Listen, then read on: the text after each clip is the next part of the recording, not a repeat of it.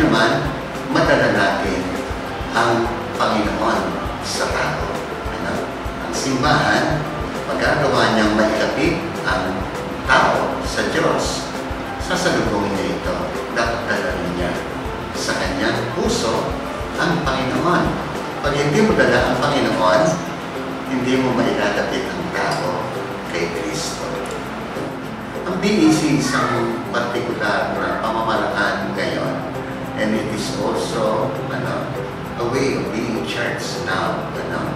Kaya kung ang simbahan ang dapat maglapit ng tao kay Kristo, ang BEC ay isa sa pamamaraan natin ngayon upang ilapit ang tao kay Kristo.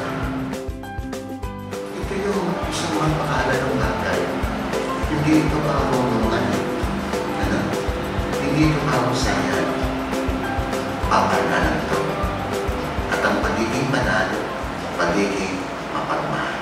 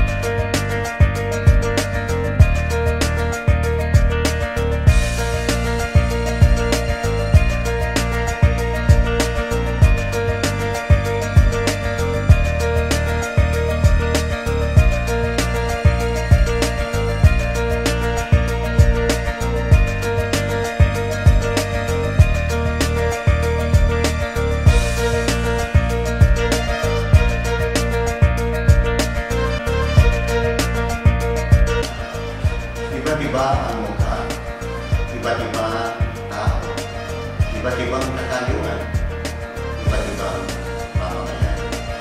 Patuloy na pagkakalsa sa iisang pananampalataya, iisang hangarin, iisang misyon.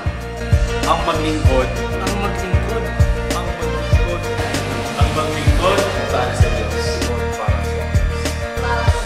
Para sa Diyos. Para sa Diyos. Para sa Diyos. Para sa